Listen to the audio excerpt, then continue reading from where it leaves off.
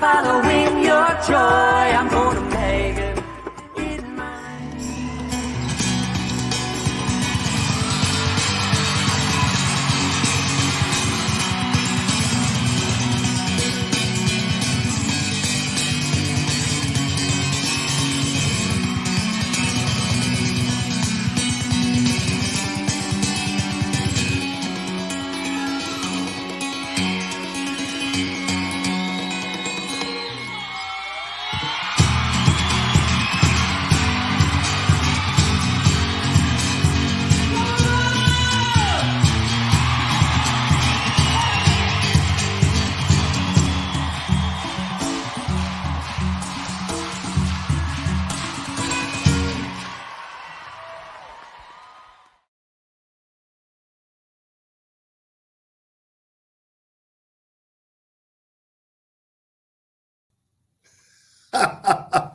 Boy, if it's energy you want, you're going to get that today. This is so fantastic. Thank you so much for joining me, Vater Percussion Live. This is exciting because when I get a chance to share information and introduce people and just showcase them at this site, this is equally as exciting for me.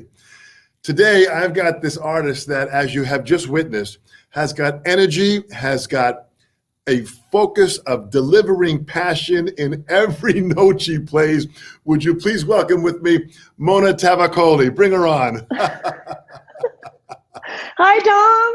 Mona, I love watching you play. You've got such a beautiful spirit and an energy and an honesty and just a humility when you play, where it's all about the audience.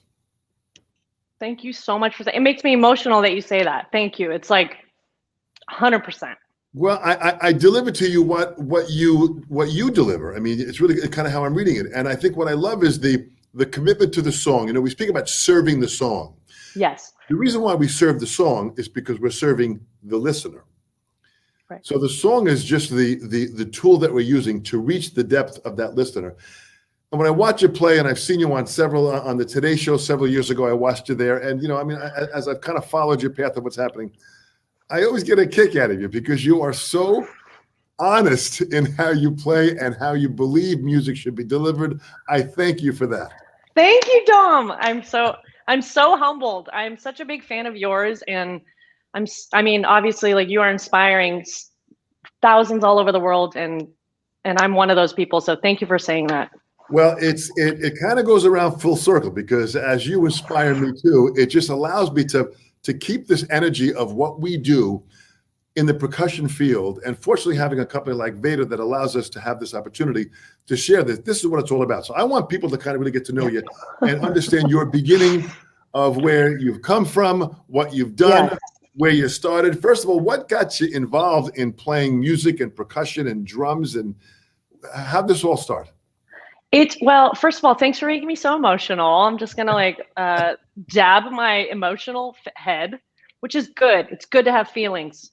Yes. Right, Dom? Sure. Validate me, Dom. Yes, I'm just kidding. No, it's just a little joke. Okay, it's kind of a long story, but I grew up in an Iranian household in San Jose, California. My parents were playing a lot of Persian records growing up, beautiful rhythm, 6/8 rhythms.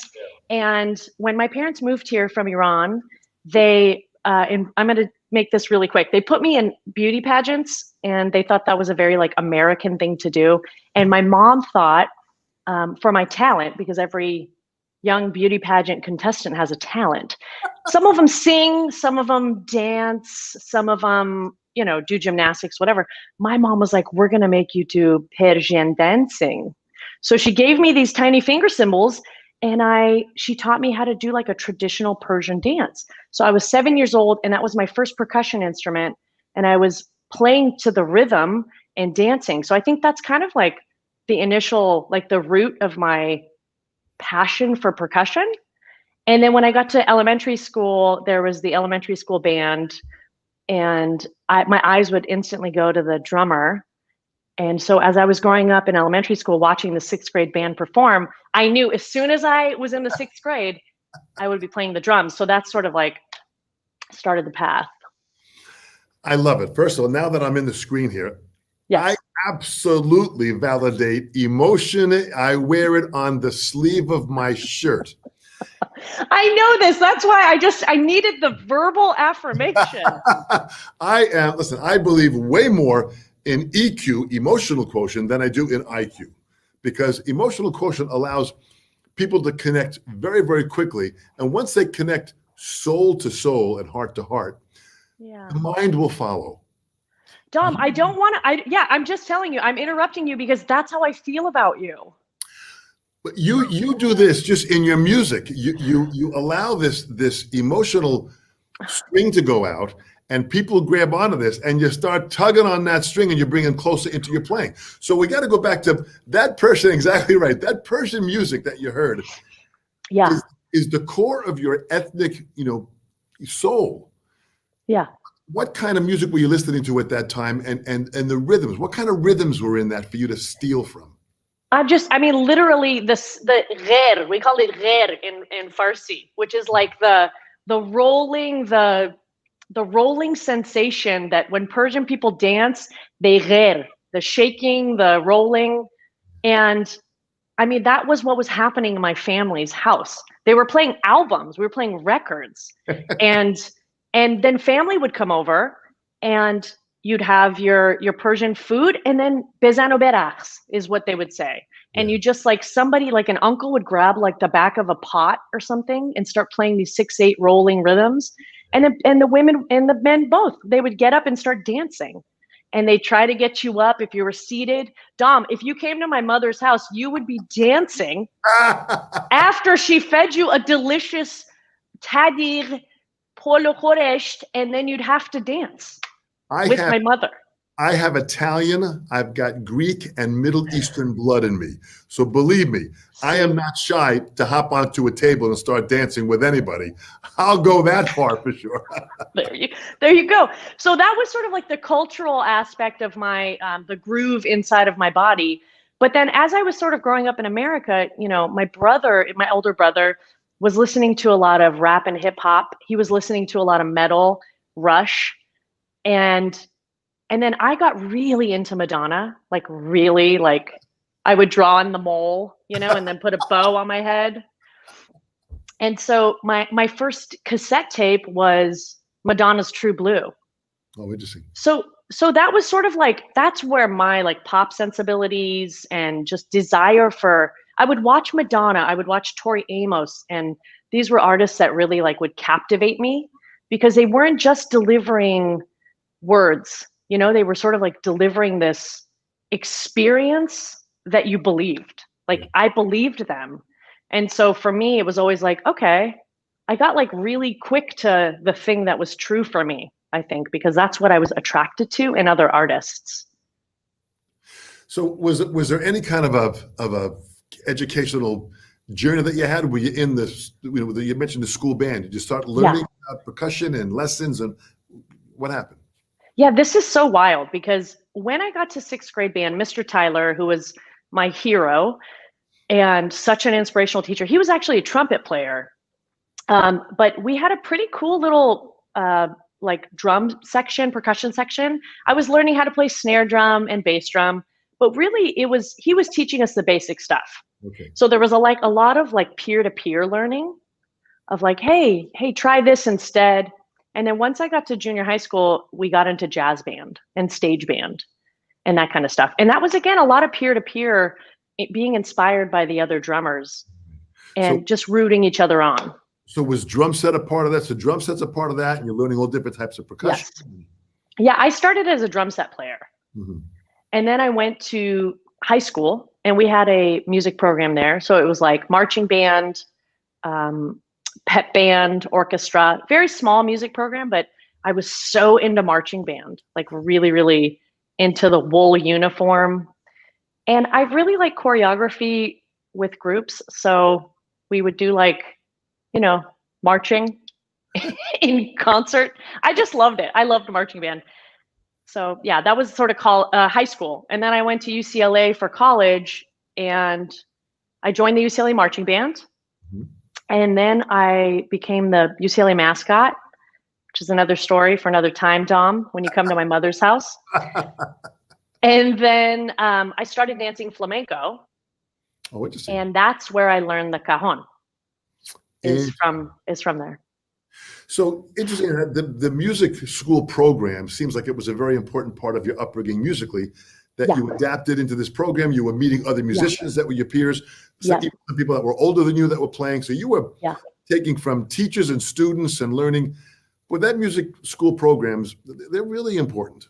So important. And at that time, I remember them using a lot of language like feeder program. Right. So it was like the 6th grade was the feeder to the junior high program, because that junior high program was really good and award winning. Like I remember we would go to like the Reno Jazz Festival and we were competing, which was so wild, And then when I got to marching band, we were sort of like we had a smaller footprint as a marching band, but our drum line was dope. We had a great drum line and I learned so much. And I got to hang out with people that loved Neil Peart, which was so cool for me. Because my friends weren't into Neil Peart, but people on the drum line, they were into Neil Peart. They knew I'll tell you what. Yeah. Neil really influenced so many people. I got to know Neil and meet him a few times, and just a beautiful person, and just way too young for us to lose a great mind like that, and literally a great mind like that. The fact that he happened to be in drumming and the lyrics that he wrote. You're also, listen, you're a percussionist, a drummer, but you're a singer and a songwriter. So how did that part of it evolve with you? Yes, that is such a gift of my band Raining Jane that they've given to me. I met Raining Jane, the members, while at UCLA, and Chaska Potter, who is, all of Raining Jane, Becky, Chaska, they are my sisters, but Chaska has a real hand. Her and her family have a real hand in me singing, because I had pretty good pitch, pretty good tone, and I could sing a lot of unison. I was singing a lot of unison, and Chaska one day was like, "You have to sing the third part. Like you have to sing. You have to do that." And I was like, "Ah!" And she just kept kind of like, I don't want to say bullying, but like light pressure to keep finding the third. So she helped me really like commit to ear training. And then with Raining Jane, because we had 2 lead singers, it was ripe for harmony. It was this beautiful thing. And actually Becky sings too. And Becky has a great voice. So all of us can sing. And actually on the latest Jason Mraz record, Look for the Good, us 4, we're the backup vocalists / dancers / I do shake a kabasa. I'm not gonna lie. So Raining Jane has a lot to do with me singing and drumming. And I think because I started like at 19 singing and drumming at the same time, it just sort of became embedded in my DNA as a performer, Boy, that's such a ear training by singing. And I sang when I was younger. It was just so great to hear pitches and intervals and be able to understand timing and blending the sound of your voice while you're playing. Blending, yes. That skill is a real musical. You're arranging and composing while you're in the midst of singing. Boy, that's a great, great skill to have. Yes, I agree with you. I really do. And I think it's as drummers, we always talk about the best drummers, in my opinion, are the ones that listen, have the biggest ears. And so when I see drummers that are singing, I think you have to listen differently, because you do have to get in the mic and you do have to blend and you have to hear pitches. You don't just keep a groove with the bass player, you're also, you have to be so sensitive to the melodic line. And I think that's why I end up loving these situations with singer-songwriters, because I get to really serve also their thing, their vocal part, their lyric, their melody, and then hold it down or give it space. I love that. And I think that's another gift that Raining Jane has given me. So is guitar or piano in your life as a composer? Do you? No, not really. Interesting. I think I can play like the hell out of an E chord if you want me to get down for you, Dom. And that's, again, another gift Becky Gebhardt gave me from Raining Jane. I can also dazzle you with an E minor if you like. But I actually, when I'm in a writing situation, which I just had a writing session with my friend Natalia Zuckerman, who's a brilliant singer-songwriter artist, and we did it over Zoom, and we started building. I was like, I think I want to play this kind of groove, and then she already had one verse, and I was like, let's try this melody for the chorus, and it's organic like that. And most of my writing in my life has been with Raining Jane and Jason Mraz, and that's a beautiful thing, because us five are sitting together and we're creating the whole landscape of sound at the same time together, you know? Absolutely. So you're Raining Jane, you're performing, you're writing, you're getting involved with them. Yeah. So now you're starting to really network and meet people. Right. And this is opening up a whole nother side of you connecting with more musicians. When did Sara come into Sara Bareilles? Sara Bareilles is a friend from UCLA. And actually, it was a Raining Jane thing where we were all playing sort of the same venues, like Westwood Brewing Company, which I think RIP. I don't think it exists anymore. But we all would play Westwood Brewing Company, or there's a talent show at UCLA called Spring Sing that we've all participated in. And so the musical community, we all would just kind of you'd kind of see each other or cheer each other on, or be in competition at the Spring Sing. And so Sara, we just would end up meeting at these venues and stuff. And there was an instant heart connection. She's so wonderful, wildly talented. Obviously, everybody knows that, but she's such a heart forward, loving, soulful presence. And so we became friends, and then we became neighbors. We lived in Santa Monica at the same time. And then Chaska and I were in her band for a while. And then she ended up going and opening for Maroon 5, which also there was connections there from UCLA. And Raining Jane, we had booked our own college tour at that same time. So we left, bought a van and trailer, and started touring around the country. And then Sara was on her way on her rocket ship up. Yeah. What was this like? I love the story of getting a van and hitting the road and traveling and booking your own dates. What was that like to organize all that and be involved with that? I still can't believe we got to do that. Yeah, I still can't believe at my age now, I still can't believe that we were babies, and we just believed in what we were doing, and we believed in each other, and we all just helped each other create this thing. And it was my dad, I remember telling my dad, we want to buy a van. Will you co-sign a loan? And he's like, what are you talking about? This was not their plan for their Mona, I was going to go get my undergraduate in economics at UCLA. Then I was going to go to business school, and then I was going to become an HR executive or something, this path was not how they imagined it. And I think to go at 23 we were, and we bought this van and we bought a trailer, and they're like, it's just you 4 women. You're going to drive around the country. Is that safe? And we were like, we don't know. We don't know. And mind you, this is before cell phones. I mean, that makes me sound like I'm 108, but this was before Google Maps. This was MapQuest. We were printing out our itinerary, and if there was a road closure or an update to the whatever, you better believe we were going in circles for a while until we'd be like, well, this isn't correct, MapQuest. I love Yeah. I love the courage and the sheer bliss that needs to do that. Now, if Yeah. you think it makes you look like before cell phones at 108, I did this at 23 in 1976 with a band. I bought a van and we hit the road. And this is even before MapQuest. This is when we had Rand McNally maps. Word. Yes, I do know that too. And you opened up a book and you found the state you were in, and then you found the county, and then you opened up this map while you're driving. So there's something about the calling that you have, and that is much greater than the results of what the concerns would be. Where is there trouble out there, or what could happen that could be wrong? That was not even a concern. You seem to like you had the calling, you got in the freaking van, and you went. Yes, Dom. Yes, you are speaking my heart right now. Yes. So the situations that you were in, especially with a female band, what was it like that you experienced? What was it?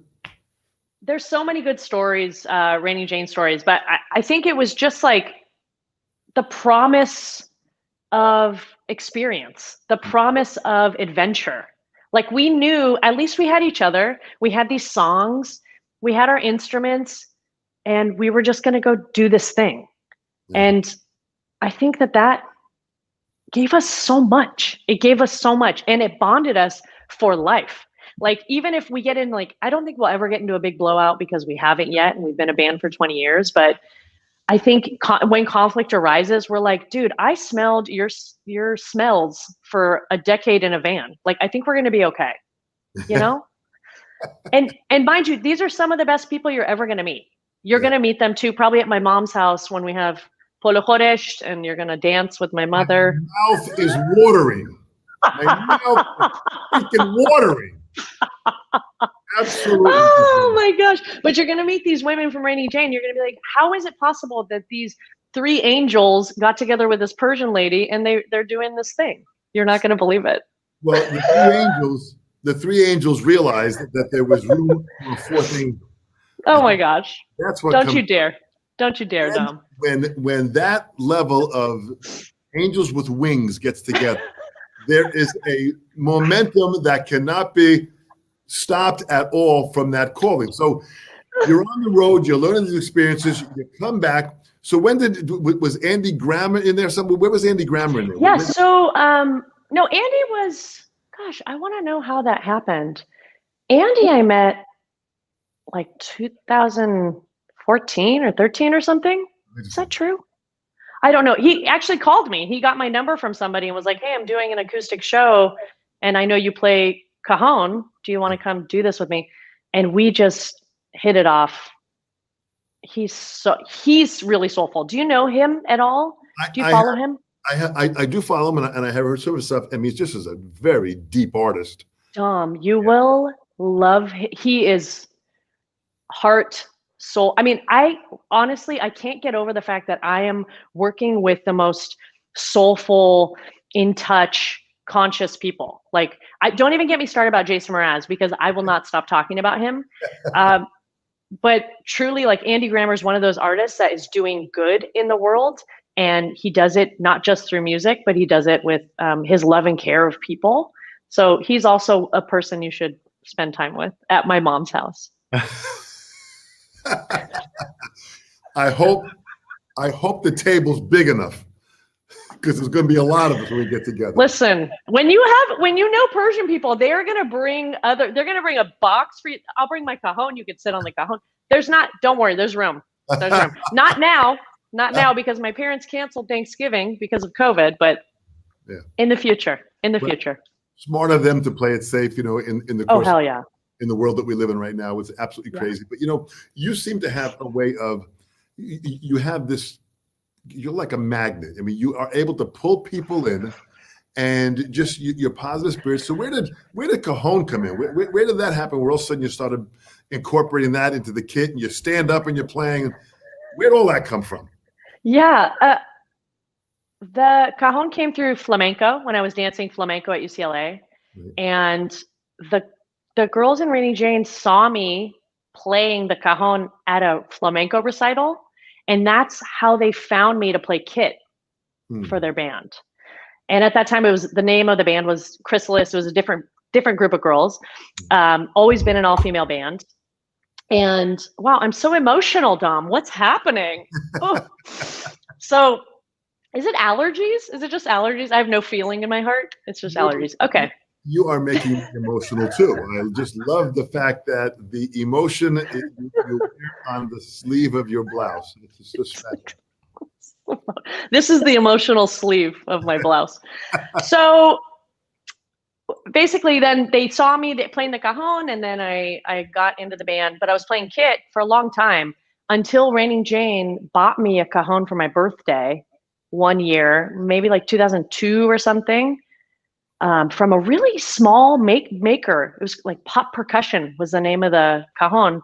And it was this awesome guy just making like very limited amounts of cajons. And I started playing it, and it was like love at first sit. And I had such an emotional connection to it because it wasn't just, I love playing with sticks and I love expressing that way. But then all of a sudden my body was on the instrument, not just sitting on a throne. The throne was my instrument. And so I was dancing on the cajon in a different way. And it felt very emotional for me. So that ended up sort of like making its way into the Raining Jane set. So we would do like an acoustic set. And mind you, Dom, like nobody was playing the cajon really, except this one guy, Patrick, that made the cajon for me. I hope that's his name. Patrick. Nobody, I didn't see anybody else playing it. This is like 1999 or something, right? Yeah, that's cool. And so everybody would come up to me and say, did you invent that? Did you make that? Is there a microphone in it? Is it, there were so many questions. I was like, no, I'm just able to pull out these really deep bass tones and get like a nice snare sound because I was a drummer. I was a kit player. So I was applying everything from drum set to cajon. And then I had to figure out how to I was trying to just be creative. So then I would take my brushes and I would start playing brushes, and I couldn't play match because it was just ergonomically so weird. So I started playing double traditional. Yeah. And so it was like, I was just sort of having to be super creative with this thing where there was no resources. And the girls in Raining Jane were like, yes, this is dope. And then audiences were reacting to that. So we played like, a set of songs with kit, and then I'd come up to the front of the stage and play cajon, and it would be like, oh, what the heck is that lady? What? And so that was like that really became a part of my story because I just kept following the heat of that thing that was bringing me so much joy. And then I could see was bringing other people a lot of connection and joy and curiosity, Yeah. I think that the curiosity part is fantastic, but I see this as maybe a solo album for you entitled Love at First Sit. Man, oh man, I can see this clearly. Love at First Sit. This would be fantastic. This is really what you did, but you pulled from this drum set stuff. So what other drum set players influenced you? Were there other drum set players that influenced you? Like who else? Cindy Blackman, Santana, who is now a Vater artist. Is she not the best? Oh, I know her for 35 years. Oh, please great. Don't even. If I ever walk by her, I will melt into the floor. She was one of the women that I saw doing it, but doing it at such a high level. Yeah. And she's total inspiration, a hero. When I started really playing and being on the road with Raining Jane, we were listening to a lot of Sleater Kinney, which is a band out of Olympia, Washington. And there's a drummer named Janet Weiss, and she is such an incredibly musical drummer. Like I love her drum parts. And she didn't have a history of educational drumming or, growing up. She just was like passionate about playing the drums and being in this band, and you could tell, she just like gives it away when she plays, and I really admire her drumming as well. So you're pulling from these different drumming ideas. You're involved with your singing, you're whether it's drum set or whether you're standing, whether it's cajon, you're writing. So there's a lot to you, Mona. There's a lot to you. This probably needs more than an hour, but the point is there's a lot to figure out in that incredible head of yours. So you're going on your playing. So tell me about Jason now. Meet up with Jason because he's a deep environmentalist. You went down to Antarctica. I want the whole freaking story. The whole story? Do we have time for this? We'll make the time. Oh my God. Okay. I'm gonna try to get to some good parts. Here we go. Raining Jane's on tour. We're in the van. Everything's fine. We're having a great time. We're making okay money. Everyone's surviving. Then we started doing this college market thing, and it was awesome. It's called NACA, for those of you who've ever heard of that. And we're just booking our own gigs. We're setting up our own stuff. We're doing our own thing.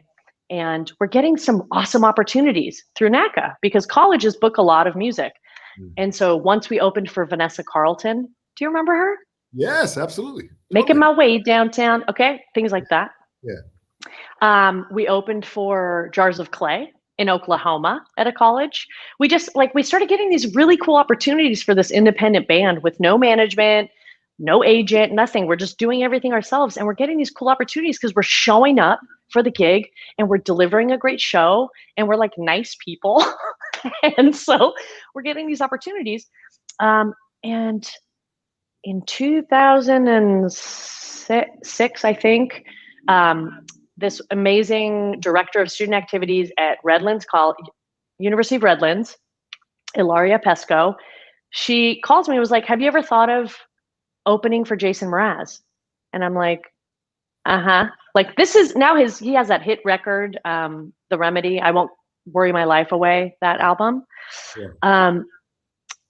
And I'm like, yes. And I had actually thought he would be a great fit for us to go on tour with because just musically, content wise, and like spirit, like he's really lighthearted, kind of silly guy from what I could see on the television. And I was like, yeah, that would be amazing. And she was like, yeah, I think we're going to get him to play our bicentennial celebration. And I'm like, okay. She's like, I think we want to bring Raining Jane to open. And so we were like, great. So we were already on tour and we had to make like a special flight back to California to do this show. And it was a 30-minute set and we were first of 4. So Dom, you've been in the biz long enough to know that generally the headliner is not watching the opening band. Absolutely. Right? Never. They're usually like, they're probably not even at the venue yet when you're like playing your gig. Yeah, so we're like, okay, no expectations. We're probably not going to meet him. It's not a big deal, but this is so cool that we get to be on the bill with this guy that we really admire. So we get there and we're like setting up and like Jason's already there. And he's talking to Matt Nathanson. Matt Nathanson was also on that bill, who is a dreamboat. I love Matt. And these two guys are just talking in the hallway and we're like, hi, just walking by. And they're like, yeah, great. We're excited to see you play later. And we're like, yeah, okay, cool. So we play, we're on stage and we're playing our set. And this is when I was like playing my kit and then I would go to the front of the stage and play cajon. And I look over to stage right. Stage right? Is that right? Oh my God, I've been off the stage for so long, I don't even know. So I'm looking that way. And I see that Jason Mraz is standing there. And I just was like, holy cow, I can't believe this guy, the headliner, is watching us. I couldn't believe it. And we got off the stage and he was like, you guys, that was so awesome. And he grabbed Becky, who's our bass player, who also plays sitar. And he said, hey, started talking to Becky for a while. And at this point, Dom, Raining Jane is like, 2 of us would go sell our own merchandise and the other 2 would stay on the stage and break down. And so Becky and Chaska stayed on stage, broke us down. I went up to sell merch with Mai. And after the show, we waited in line to meet Jason and have another interaction with him. And he was so lovely and so sincere, which has never changed. And he was basically like, you guys should be my band. And we were like, say again? And he was like, I'm gonna go to, and by the way, Dom, again, the business. Like people they talk trash, man. Yeah, it's just like, all the time. People just are like, just in your face. They'll be like, you're the best. And then like 10 minutes later, they're like, dude, that guy hates you, So long story short, he was like, hey, I'm going on a trip for a while, but when I come back, let's get together and let's at least write a song or something together. And we're like, okay, sure. Yeah. Here's my card, because I was booking the band at that time. And I said, here's my card, and just, be in touch, like whatever.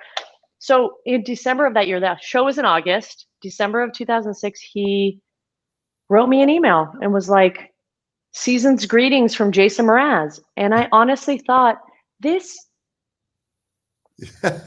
put me on his mailing list. But he didn't. He didn't put me on his mailing list. He was writing me a personal email being cute.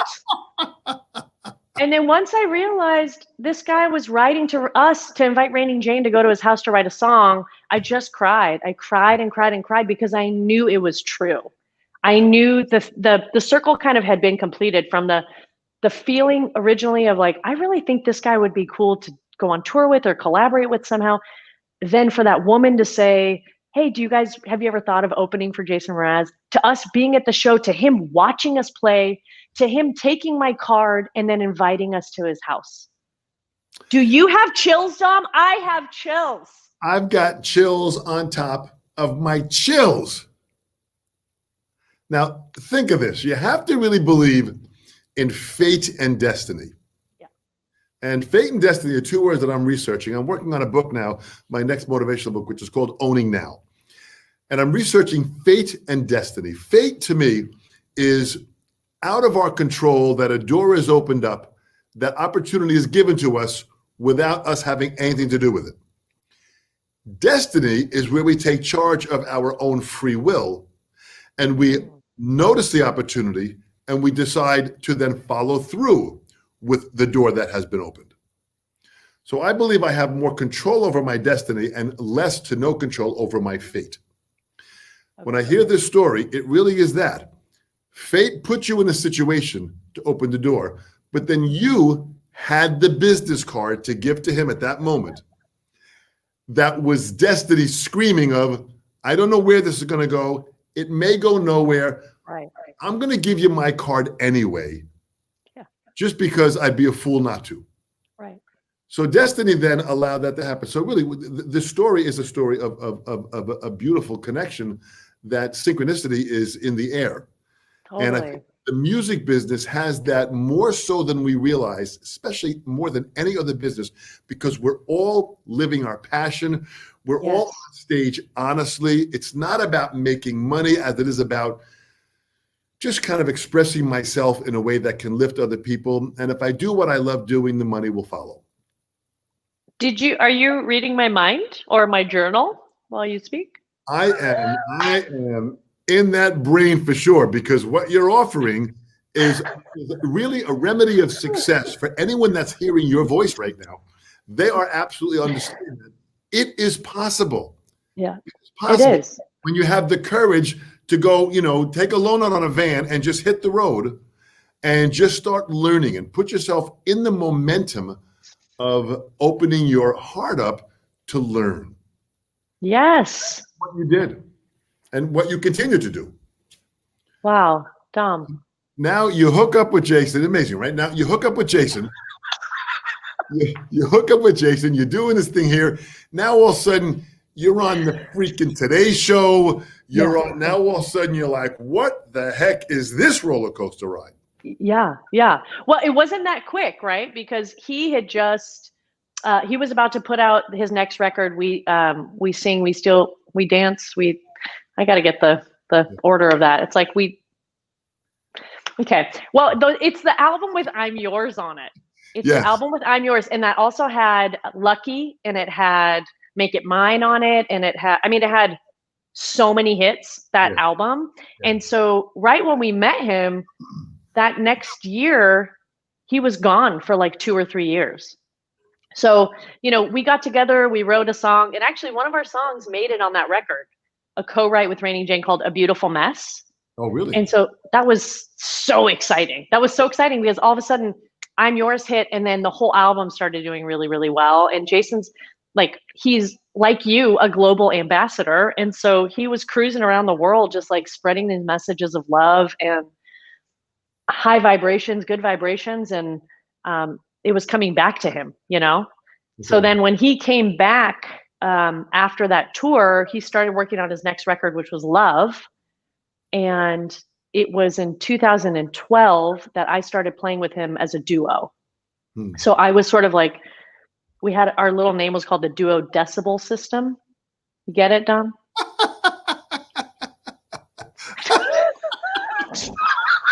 You're so delightful. It's unbelievable. I literally posted this morning that I can promise you that Dom will delight you and that there will not be any stage fog in my living room.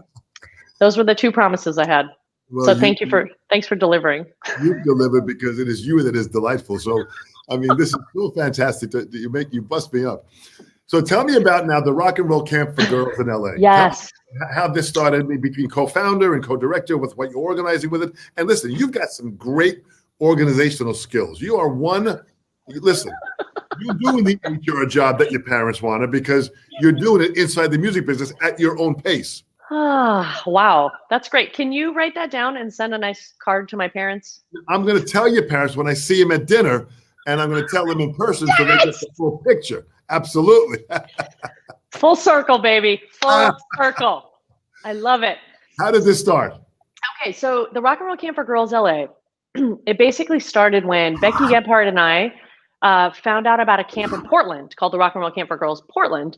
And we decided we were going to drive from LA to Portland and volunteer at this summer camp for a week. And Becky was going to teach bass. I was going to teach drums. And we drove, it's like 17 hours from LA. We did this road trip. And this is before Raining Jane started touring, right, Becky? So we did this thing, and it was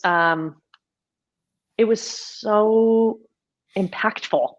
Because I got to see that this is an all female identified camp. Yeah. So basically it's mentorship. It's all about mentorship. And it was never about, and I know you're so into this, it's about expression. It's not about technical wizardry. It's about, can I give you the tools to get closer to yourself? Right. Do you know what I'm saying? And music is a vehicle, and high fives are the currency. Right, and how can we do this? And if you bring more like-hearted people together to hold this space for each other, what is that impact going to be? And so we experienced that in Portland, and it was well, at some point we're going to have to bring this to LA, because LA, the music scene at that time, which we were experiencing, was very male dominated, and we were just sort of trying to create our own community of people who were like us. Yeah. We weren't trying to become famous or rich or whatever. We were just like you said, we were doing it for the love. We were doing it for the community. So we brought, in 2010, we had our inaugural year. And basically, Becky and I are the co-founders of the organization, but Raining Jane are the founding mothers of it. And we have this amazing, we have a woman named Beth Shore, who is the mayor of Awesome Town. Shout out to Beth. And we have a year-round planning committee of amazing, dedicated individuals that are making sure camp happens every year. And so this year, actually, we did our first online camp. We called it Rock Camp Express. And instead of being together in person, we had this online camp experience, which was, what's a good word for it? It was new. It was new, but 100% so happy that we did it and created space for our girls and our volunteers to be together. And it's a different level of communication, as we're doing right now. It's a different level of totally deliver. Listen, you can deliver passion and music in many different ways. Yeah. Here we are right now because of COVID. We're delivering it in a different way, but it doesn't necessarily mean the passion is any less deep. Yeah, I agree with you. It's just taking it in a different way. So that's also totally with this camp is fantastic to keep it going. And you're uniting people, you're inspiring people, and you're inspiring people to aspire. This is cool. Yeah. The inspiration is when you inspire someone and you motivate them. Yeah. Aspiration is when they walk away and they inspire themselves.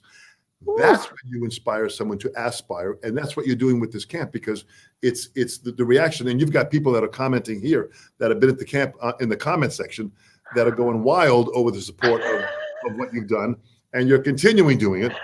Now, tell me about Antarctica. Okay, I will, but I wish I could see the comments. Is there a way for me to look at the comments, or no? Not really. Not on this. Okay, is it upper corner? Do you see the word that says comments? You have that on yours? Oh my gosh, I can see it. All right. Oh my gosh, I'm gonna cry. That's so cool. Oh, you Maggie, can see Ellen, Jen, Jane, Serena. Look at this. Oh, I can't look at this because I'm gonna cry. Okay, cool. Friendship. I freaking love you guys. Wow. Dave Shepke in the house. Dave Shepke. Do you know this guy? This drummer, Dave Shepke? I do. Oh, Michael Bram. Michael Bram is the drummer. Oh my God, I love you, Michael. Leroy? Amy's in the house. Okay, I got to stop looking because I'm going to talk to other people. Hi, Dom. Hey. Now you can see it there. You'll see the comments that are there. So Antarctica, you get to Antarctica, you're there. I mean, environmentally aware is what Jason is. You've joined that. What happened there? Okay, so Jason got invited to do this National Geographic experience in Antarctica. And the idea was to bring all these people that are active in environmental justice to come together and talk about, it was called Climate Reality Project. Right. And so there was like amazing people from all over the world working on environmental justice. And Jason was invited because obviously he's a environmental advocate, but also he was going to share music at the thing. And so he asked me to come and be his buddy and play music and songs and learn about what's happening in the world. And so we flew to Patagonia, and from there we got on the boat, and then I proceeded to get sick for about 10 days. I think that was the entire trip. I got seasick. No, I wasn't sick the whole time, but it was wild. And we went on a boat to Antarctica, and we got to while we were en route, we were learning from climate scientists and people who are making legislation around the world. It was so incredible, unbelievable. And Jason and I, yes, I'm with my cajon on a Zodiac, and I remember they took us out there. It was like a total treat that they let us go out with our instruments, because and we couldn't get too close to the glaciers, because they said that low end of the cajon, which I got a lot of bass on my empty box, if you get too close to the glacier, it could crumble. And so can you imagine in your lifetime, you're playing a box for a living, and then all of a sudden they're like, don't bang your box too hard. You might, the glacier might crumble, and you will be a problem of the environment. Al Gore would be at your door taking care of you. That's for sure, man. He'd be screaming and yelling. I'll tell you what.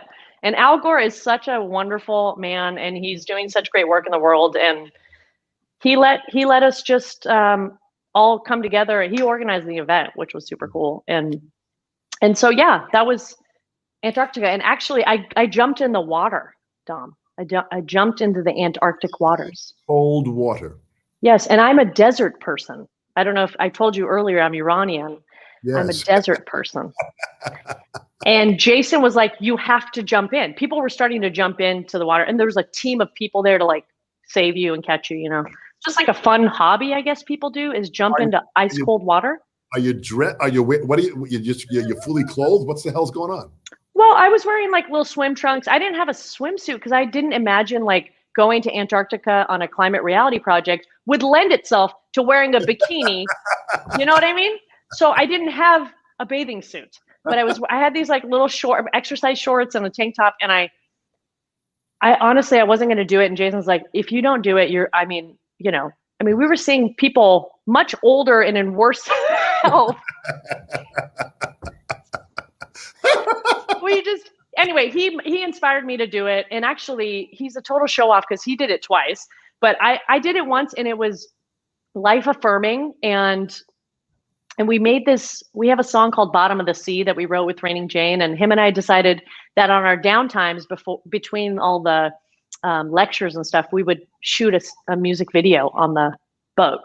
So we have this little music video, and we got to like play it on tour, and yeah.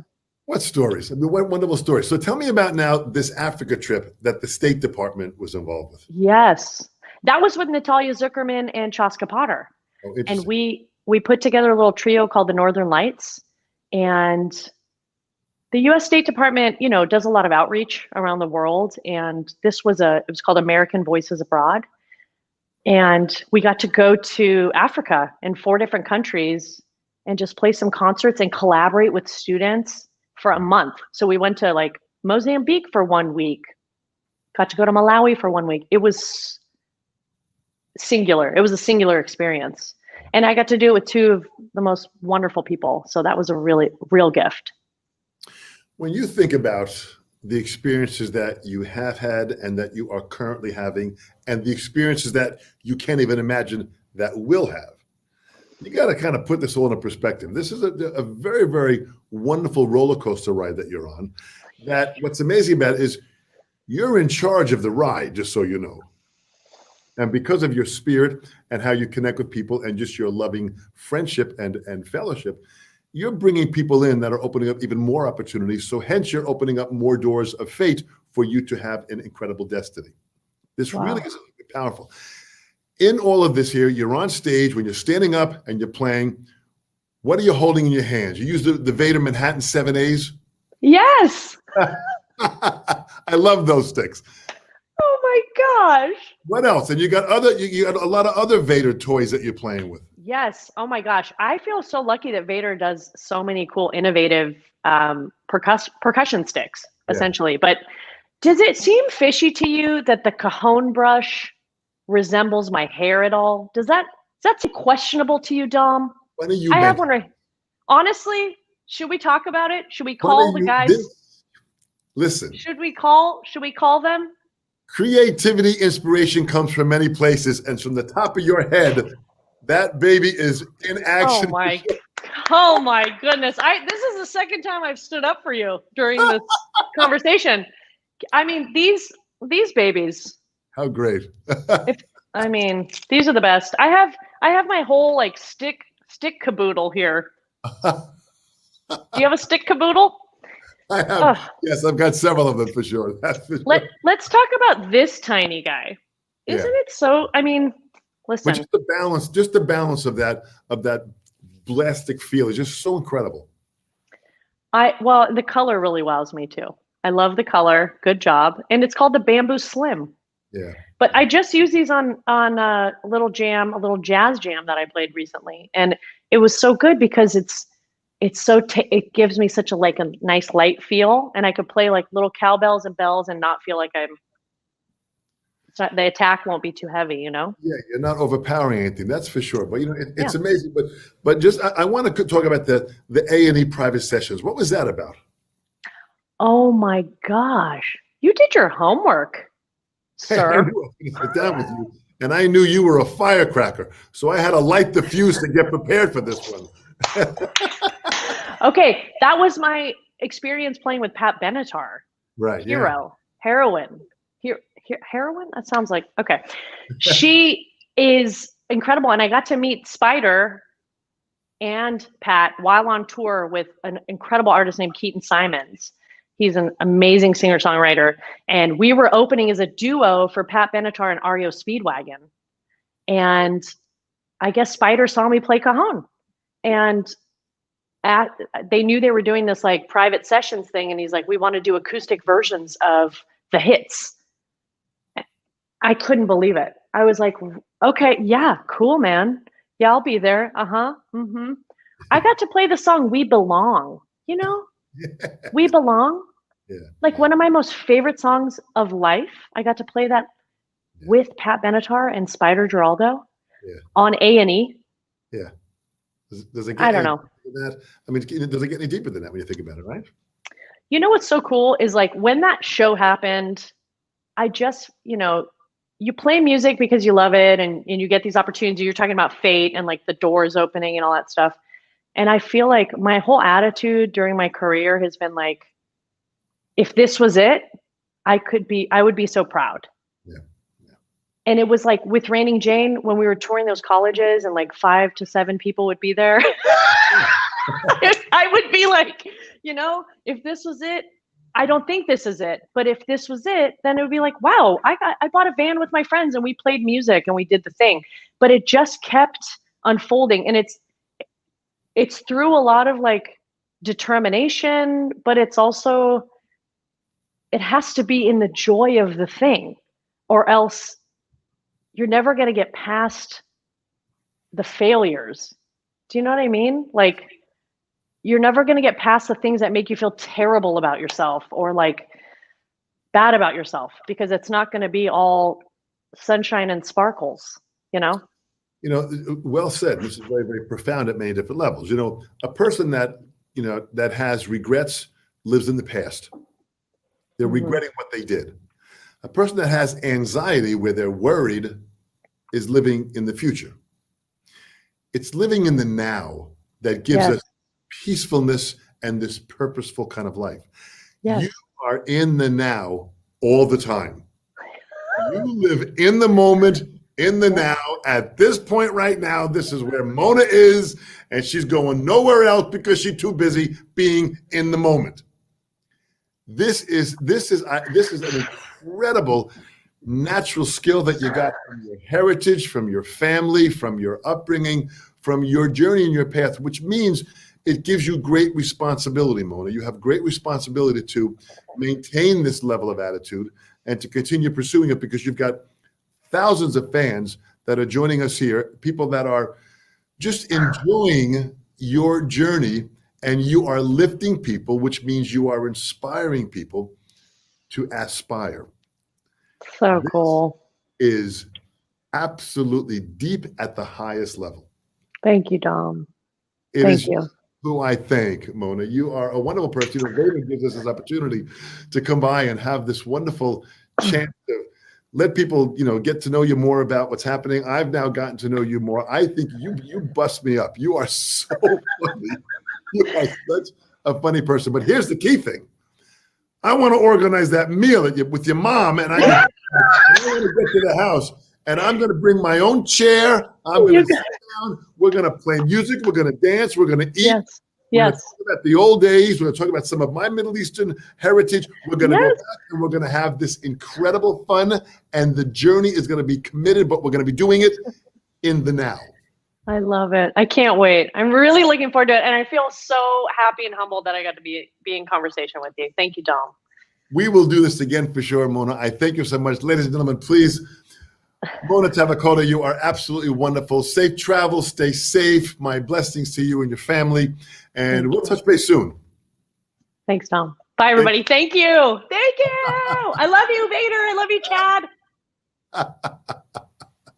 Thank you, Mona. Boy, she is just absolutely fantastic.